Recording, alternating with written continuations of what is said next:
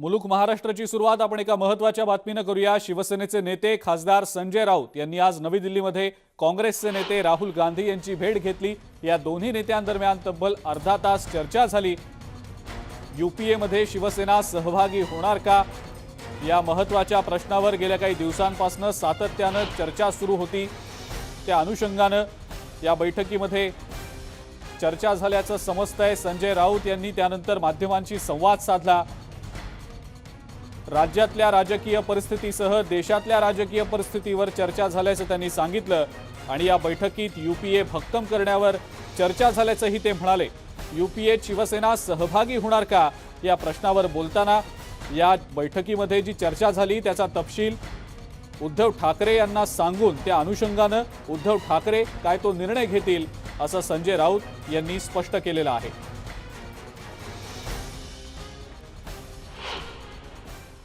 काय चर्चा झाली हे मी माननीय उद्धव ठाकरे यांना सांगेन। ते मी मीडियासमोर कशाला सांगू, कारण काही चर्चा ज्या असतात ह्या चर्चा चार भिंतीत असतात आणि त्या फक्त वरिष्ठांशीच त्याच्यावर चर्चा करायची असते। त्याच्यामुळे मी आज रात्री उद्धवजी आदित्यजी यांच्याशी बोललो आणि त्यांनी परवानगी दिली तर मग तुमच्याशी बोलेन।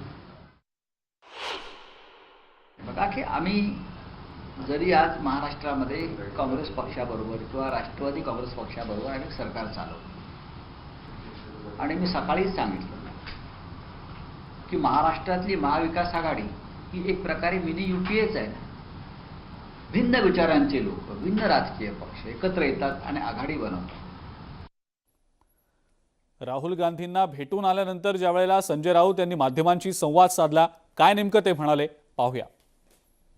सर क्या यूपीए का हिस्सा बनेगी? यूपीए में शिवसेना शामिल हो रही है। हेलो, राहुल जी से जो बात हुई है वो सबसे पहले मैं मेरे पार्टी चीफ को बताऊंगा, उद्धव जी को बताऊंगा, आदित्य जी को बताऊंगा, बाद में आपसे बात करूंगा। सर टीएमसी को लेकर कुछ बातचीत हुई? आपकी मुलाकात हुई थी, क्या संदेश आपने उनको दिया? सर क्योंकि इस तरह की बातें आ रही है कि विपक्ष अब एक नहीं है, विपक्ष में फूट पड़ गई है। ममता बनर्जी एक बात करती हैं, बाकी राजनीतिक दल दूसरी बात करते हैं। तो क्या इसी सिलसिले में राहुल गांधी से चर्चा हुई कि विपक्ष को एक कैसे रखना है आगे? जी हाँ, इस बारे में जरूर चर्चा हुई है और इस बारे में सबने चर्चा भी करनी चाहिए। हमने ये पहले से कहा है कि अगर कोई एक फ्रंट बनता है अपोजिशन का तो कांग्रेस के बिना वो संभव नहीं है, लेकिन वो इस बारे में जरूर चर्चा हुई है।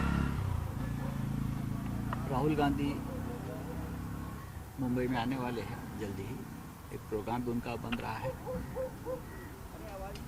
और मुझे लगता है कि ज़्यादा बात करना यहाँ उचित नहीं। मैं उद्धव जी से बात करूंगा। क्या जॉइंट विपक्ष का कोई और मीटिंग हो सकता है सर, जिसमें तमाम दल बैठे और आगे की रणनीति तय करें 2024 के चुनाव से पहले? कोशिश चल रही है और मैंने राहुल जी को कहा है कि आपको लीड लेना चाहिए इस बारे में, आपको आगे आकर इस बारे में खुलकर काम करना चाहिए। सर बिना कांग्रेस के आपको लगता है ऑपोजिशन का यूनिटी एक नहीं रह पाएगा? बिना कांग्रेस फलक्रम की तरह हो सकता है आपको लगता है? कांग्रेस के सिवा यूनिटी नहीं हो सकती। अगर कोई इस प्रकार से अलग फ्रंट बना गया तो कांग्रेस की लीडरशिप में दूसरा फ्रंट तो काम करेगा ही ना। उनके साथ भी बहुत से पॉलिटिकल पार्टीज, रीजनल पार्टीज आज भी कांग्रेस के साथ है, तो तीन फ्रंट क्या करेंगे अपोजिशन के? सर 5 राज्यों के चुनाव को लेकर क्या बात हुई? 5 राज्यों के जो चुनाव को लेकर क्या बात हुई? वो जो बात हुई है वो बात जरूर हुई है, लेकिन हम उससे जो बात हुई है वो हम पहले उद्धव जी के साथ बात करेंगे, बाद में आपको बताएंगे। कल आप प्रियंका गांधी से मुलाकात कर रहे हैं, प्रियंका गांधी जी से मुलाकात कर रहे हैं क्या? प्रियंका गांधी जी से कल आप मुलाकात कर रहे हैं क्या? और यूपी के राजनीति को लेकर चर्चा होगी क्या? बात सिर्फ यूपी के राजनीति की नहीं है, बात राष्ट्रीय राजनीति की है।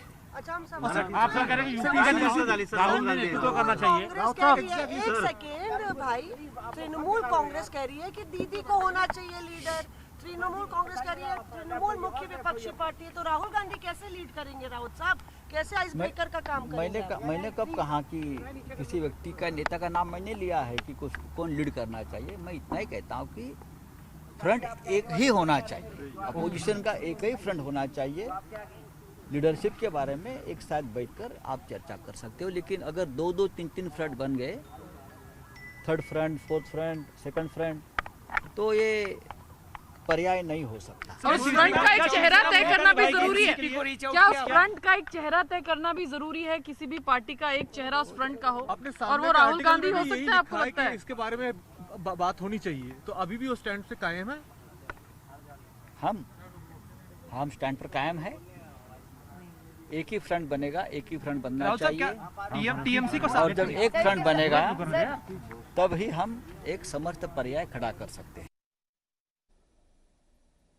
एकीकडे दिल्लीमध्ये या सगळ्या बैठकांचं सत्र सुरू होतं, तर दुसरीकडे राज्यामध्ये राजकारण जे आहे राज्यातलं ते तापलेलं आहे। आणि याला कारण ठरलंय ते म्हणजे सुप्रीम कोर्टानं ओबीसींच्या राजकीय आरक्षणाला दिलेली स्थगिती आणि राज्य सरकारनं जो अध्यादेश काढलेला होता त्या अध्यादेशाला स्थगिती मिळाल्यानं नगरपंचायती नगर परिषदांच्या ज्या निवडणुका आहेत त्यामधल्या ओबीसींच्या जागांवर आता स्थगिती आलेली आहे। 106 नगरपंचायतींमध्ये 1802 जागा आहेत, त्यापैकी ओबीसींच्या 400 जागांच्या निवडणुकीला आता स्थगिती दिली गेलेली आहे। या मुद्द्यावरनं विरोधकांनी सरकारवर हल्लाबोल केलाय। या स्थगितीमुळे थेट परिणाम या नगरपंचायतींच्या निवडणुकांवर होणार आहे। भंडारा गोंदिया जिल्हा परिषदेत 105 जागा आहेत, 23 जागांवरची निवडणूक स्थगित झालेली आहे। अशीच परिस्थिती इतरही काही जिल्ह्यांमध्ये आहे, पण या सगळ्याचा थेट फटका या नगरपंचायतींच्या निवडणुकांना बसलेला आहे। आणि याच अनुषंगाने आता विरोधक महाविकास आघाडी सरकारवर थेट टीका करताना दिसत आहेत।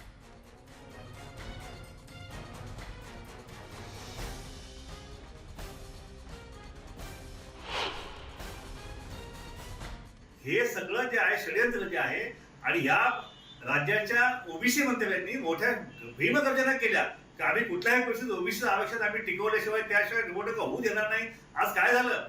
या ओबीसी मंत्र्यांनी आता राजीनामा दिला पाहिजे। वडेट्टीवार साहेब तुम्ही आता नैतिक जबाबदारी घेऊन राजीनामा द्या। बाकीच्या ओबीसी मंत्र्यांना राजीनामा दिला गेला पाहिजे। आता काय तोडणं आपण मोर्चे काढणार आहे, काय तोडणं आपण ओबीसी समाजामध्ये जाणार आहेत आपण आता तरी शहाणे व्हा।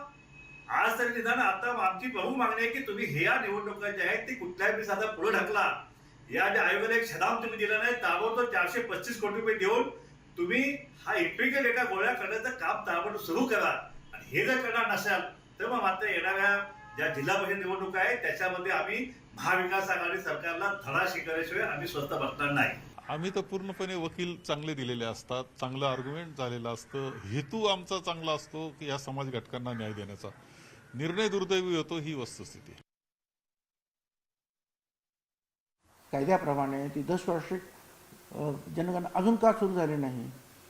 मागच्या 10 वर्षातली लोकसंख्या किती वाढली हे कसं कळणार? हे 1 वर्ष तर गेलं, आणखी 10 वर्षाच्या ऐवजी 11 वर्ष झाले आता। तर याचा विचार करायला पाहिजे। आणि म्हणून जे आहे सगळ्या अडचणी निर्माण झालेल्या आहे। आणि या अडचणीच्या काळामध्ये सगळ्यांनी जे आहे सहानुभूतीपूर्वक या गोष्टीचा विचार करायला पाहिजे। नाहीपेक्षा जे आहे सर्व राज्यकर्ते, राजकीय पक्षांनी, सर्व संस्थांनी, सर्व वकिलांनी, सर्व यंत्रणांनी विचार करावा की या सगळ्या टेक्निकल गोष्टीमुळे, तांत्रिक बाबीमुळे 54% ओबीसी समाजावर अन्याय होतो आहे। ओबीसी समूहातल्या अनेक उमेदवारांनी जात पडताळणी पत्र काढण्यापर्यंत इतकं व्याप करून अर्ज भरला आणि आज त्यांच्या पदरी निराशा आलेली आहे। तर राज्य सरकारचा मी महाराष्ट्रातील तमाम ओबीसी लोकांच्या वतीनं निषेध करतो की त्यांनी जाणून बुजून, चाल ढकलपणा म्हणता येणार नाही, जाणून बुजून हे ओबीसींच्या विरोधामधलं षडयंत्र राज्य सरकारचं चालू आहे। तर दुसरीकडे लोकसभेमध्ये खासदार सुप्रिया सुळे यांनी केंद्र सरकारला इम्पेरिकल डेटा देण्याची विनंती केलेली आहे। तर याच मुद्द्यावरनं प्रीतम मुंडे यांनी म्हटलंय की सातत्यानं केंद्र सरकारवर बोट ठेवलं जात आहे। राज्य सरकारनं याआधी आरक्षण कसं काय टिकलं याचा विचार देखील करायला हवा होता. पाहुयात या दोघींची या संदर्भातली नेमकी काय प्रतिक्रिया आहे. 3 Ts मध्ये एका विषयात अडचण आहे. आम्ही 50% कमी आहोत. 27%चाही जो ओबीसीचा अधिकार आहे त्याच्यात आम्ही आहोत. हे करत असताना एकाच गोष्टीत अडकले, जो इम्पिरिकल डेटा आहे. आता इम्पिरिकल डेटा काही 1 वर्षात होणार नाही. कोविडमुळे ते करणं अशक्य आहे. त्याच्यामुळे मला केंद्र सरकारला विनंती आहे की 13 तारखेला पुन्हा एकदा आम्ही ही ऑर्डर जी स्टे आहे ती चॅलेंज केलेली आहे. तर केंद्र सरकारला माझी अतिशय विनम्रपणे विनंती आहे की तुमच्याकडे आहे तो इम्पिरिकल डेटा जर तुम्ही दिला आणि तुमची भूमिका स्पष्ट केली तर आज जो ओबीसींवर अन्याय या पंचायत राजमध्ये होतोय तो होणार नाही. आणि मला वाटतं एका मताने हा निर्णय महाराष्ट्र सरकारने झाला आणि आता हे माझ्या होऊ शकेल किंवा सगळ्याच राज्यात होऊ शकेल. त्यामुळे कुठल्याही ओबीसीवर हा अन्याय होता कामा नये आणि हे बिल एक मताने इथेही पास झालंय आणि महाराष्ट्रातच पास झालंय. त्याच्यामुळे माझी केंद्र सरकारला नम्र विनंती आहे की आपण महाराष्ट्र सरकारच्या बाजूनी आणि सगळ्याच राज्याच्या बाजूनी आणि ओबीसींवर अन्याय होणार नाही ह्याच्यासाठी आम्हाला मदत करावी. घटनात्मक निर्णय आहे. सुप्रीम कोर्टाने हे निर्देश देत असताना आपल्या आदेशामध्ये काय म्हटलेलं आहे ह्याची सुद्धा पाहणी करण्याची गरज आहे. वारंवार बोटो केंद्र सरकारकडे दाखवायची आणि ओबीसी जनगणनेचा अहवाल केंद्र सरकार देत नाही असं म्हणणं हे चुकीचं आहे. कारण स्वातंत्र्यानंतर ओबीसी जनगणना ही कधीही जाहीर झालेली नाहीये, पण तरीही राजकीय आरक्षण ओबीसींचं राज्यात टिकून होतं. त्यावेळी ते का टिकून होतं ह्याचा जर अभ्यास केला तर आपल्याला लक्षात येईल की राज्यकर्त्यांची मानसिकता ही त्याच्यामागची मोठी भूमिका आहे. त्यामुळे येणाऱ्या काळामध्ये राज्य सरकारने ह्याच्याकडे जास्त गांभीर्याने लक्ष देऊन हा मुद्दा उचलून धरणं आणि ते आरक्षण टिकवणं ही काळाची गरज आहे. आणि यानंतर मुंबईतली बातमी आपण बघणार आहोत. आगामी मुंबई महानगरपालिका निवडणुकांच्या अनुषंगानं सेना आणि भाजपमधला संघर्ष आता येत्या काळात आणखी वाढण्याची शक्यता आहे असंच दिसतंय. कारण भाजपचे नेते आमदार आशिष शेलार यांनी आक्षेपार्ह वक्तव्य केल्याचा महापौर किशोरी पेडणेकर यांनी आरोप केला. या अनुषंगानं त्यांनी राज्याचे गृहमंत्री दिलीप वळसे पाटील यांना एक पत्र देखील लिहिलेलं आहे. या पत्रामध्ये त्यांनी आशिष शेलार यांच्यावर कारवाई केली जावी अशी मागणी देखील केलेली आहे.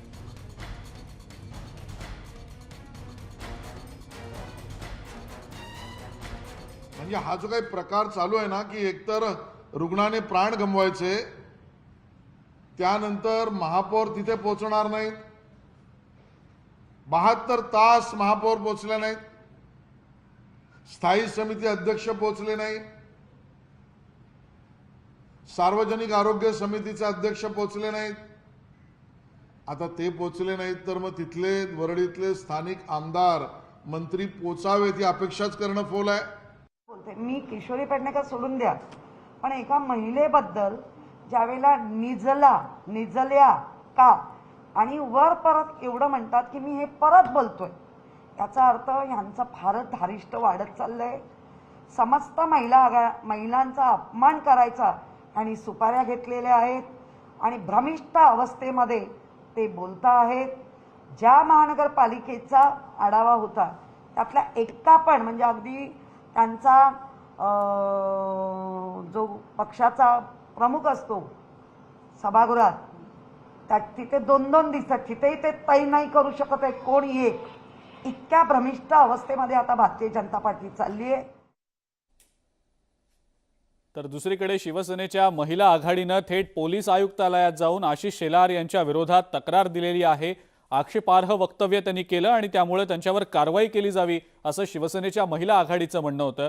तर दुसरीकडे भाजपच्या शिष्टमंडळानं सुद्धा पोलीस सहआयुक्त विश्वास नांगरे पाटील यांची भेट घेतली आणि या सगळ्यामध्ये आशिष शेलार यांच्या वक्तव्याचा विपर्यास केला गेल्याचा आरोप देखील केलेला आहे.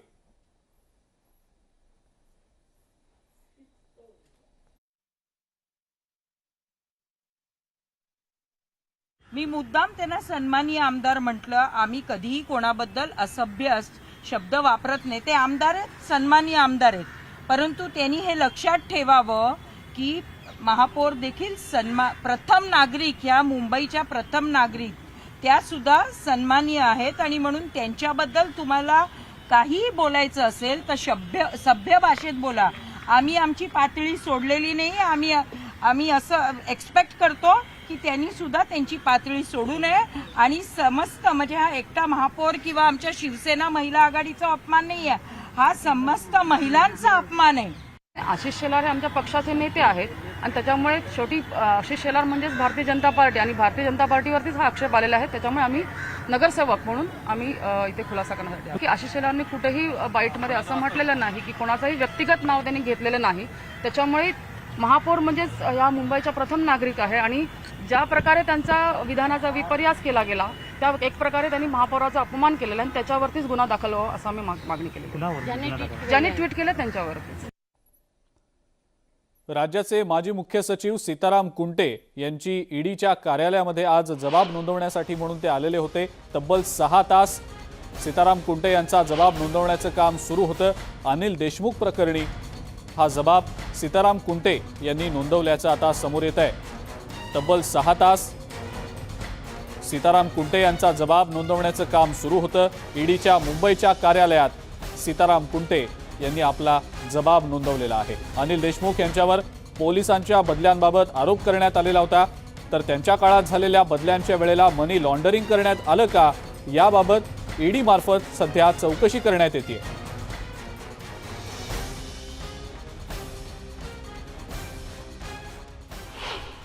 अनिल देशमुख जी के मामले में जो केस चल रही है इसमें जानकारी देने के लिए बुलाया. फिर से बुलाया सर आपको? नहीं. आणि या सगळ्या महत्त्वाच्या घडामोडींसह मुलूक महाराष्ट्रामध्ये आज वेळ झाली इथंच थांबण्याची. जाता जाता महत्त्वाचं आवाहन, कोरोना प्रतिबंधक नियमांचं पालन करा. घराबाहेर पडताना मास्क लावायला विसरू नका. सोशल डिस्टन्सिंग पाळा आणि सॅनिटायझरनं हात वारंवार स्वच्छ करा. बघत रहा न्यूज 18 लोकमत.